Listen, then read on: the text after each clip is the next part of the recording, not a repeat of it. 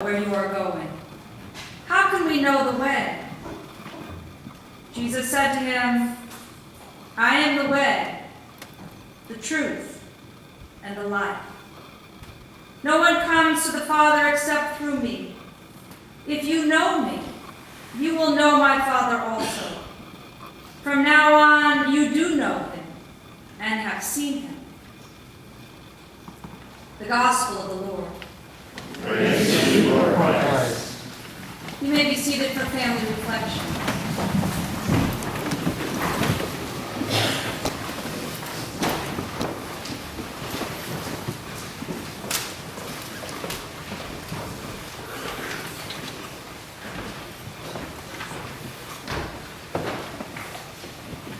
Good afternoon. I'm going to try to get through this. My name is Bob Cluck, for those of you who don't know me, Nancy's little brother. Nancy and I span the baby boomer bookends. She was born in April of 1946. Mom and Dad wasted very little time starting their family after Dad had returned from the Pacific as a captain in the U.S. Marine Corps. I came onto the scene in 1956. Now, they always claim that I was planned. I'm not sure I ever truly thought that, because my sister Trish was born in 1941, which is a statistically normal interval of child spacing. But be that as it may, we're not here to talk about that. I'm here to tell you a little bit about my older sister through my eyes growing up. My memory goes back to when I was about 6, which puts Nancy at 16. The year was 1962. Now, if you want any dirt on her prior to that, you're going to have to ask my sister Trish. All I have is hearsay and gossip during those years in Chicago, and I'm not going there, but I'm sure Trish has plenty of stories to tell. The Cluck family moved from Chicago to Atherton in 1961. Dad was recruited by the Fuller Paint Company. Nancy entered Menlo Atherton High School. Trish went to junior high, and I got into Stanford Nursery School. Yes, it's true, Stanford. That's the closest I've ever come to Stanford in my life. But it's looked good on my resume ever since. Now, we were a pretty normal family. Dad worked, Mom was a stay-at-home mom. I think all moms in those days stayed at home. Weekends were spent hanging out at the Circus Club pool. Sundays always ended with the famous Cluck family dinner, the Ed Sullivan Show, and Bonanza. We all gathered in the family room and watched the black and white Magnavox. I'm positive the Clucks were the last to get a color TV. Early in Nancy's junior year, my father was contemplating another move. We did that a lot. This time it was to New York. But rather than transfer Nancy her senior year to a brand new high school, she applied to AFS, American Field Service, to spend a year studying abroad.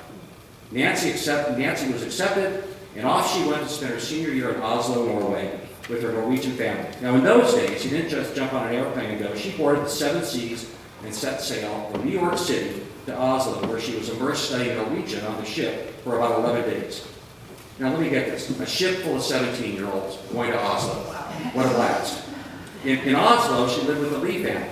Not only did Nancy finish high school, but she had to apply to college. So Nancy was admitted to UConn, or the University of Connecticut, for the fall of 1964. After a year, she transferred to Skidmore College in Saratoga Springs, and that's when Skidmore was an all-women's college. It was at Skidmore where Nancy met one of her long lifetime friends, Susan Phillips. She was a fabulous woman, a great friend to Nancy. She also had a 1966 Austin Healey British racing breed, which they drove across the country several years later. One vivid memory I always had of Skidmore as a kid, brother, was a weekend called Happy Pappy Weekend, better known as Dad spending time with their daughters drinking way too much. And I'm not sure who enjoyed it more between the two of them. Let's call it a tie. I just remember when Dad would come home, he would rave about it. Now, my parents dropped another bombshell on the family the fall of my 4th grade. They said, we're moving to Vancouver. I'd never heard of the place. We were informed it rained a lot. And yes, it did.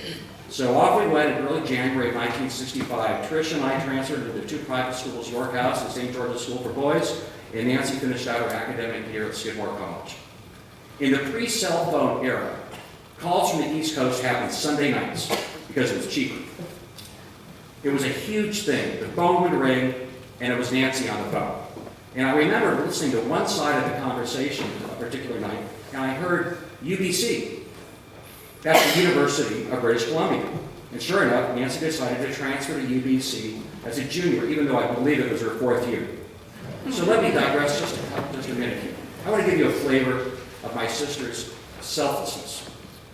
The summer of Nancy's 20th birthday, which we tell, she decided to spend a summer in the south of France, living with a friend of my parents in Nîmes, to immerse herself in the French culture and learn French, to learn to speak it fluently. So my parents thought it would be just a swell idea if her little brother tagged along too, so I could learn French as well. So I flew from Vancouver alone to meet Nancy in London for a couple of days, up to Oslo to spend a week with her Norwegian parents, and then down to Nîmes, France for the rest of the summer. So while my parents and Nancy were set on me learning to speak French, that concept did not really register with me. In fact, we had another American family there for the summer, and as far as language was concerned, we might as well have been spending the summer in the United States. So much for the French immersion. I had a blast, as did she, with all the French men. Now, our mother, on the other hand, was totally disappointed, to say the least, with the lack of progress made learning French. Another example of her selflessness. In my high school years, right up the street here, Greenwich High School, Nancy was in her mid-20s. I cannot tell you the number of weekend trips to Mammoth we had. Big sister, little brother, leaving Friday afternoons after her work, arriving late, skiing all day, Saturday, Sunday, coming back late some night. She drove, cooked, packed sandwiches, hung out with me. It was really a truly special time. Now, back to UBC. That fall, she lived at home, pledged Kappa Kappa Gamma, and so there we were, all the Clucks back together under one roof, with the addition of our yellow lab Souffle, who we brought from Connecticut, and 2 of her pups, Andy and Shotzi. Okay, the truth comes out next, friends. Andy was named after one of her prior boyfriends. And this leads me to my sister and God's. I'm not sure what word I should use here. I guess the consummate juggler. I mean, wow, she was incredibly popular. And she could date multiple guys at the same time, all out in the open, and they all knew each other. It was amazing as I reflect back on this. I mean, if only I could have been that nimble with the gals. Nancy was a pro. I really think to solve Nancy's predicament here, actually, in this department, when the Clucks moved yet again back to Southern California, Nancy chose to move as well, even though she had already graduated from University of British Columbia. Can't be sure, but I think that's accurate.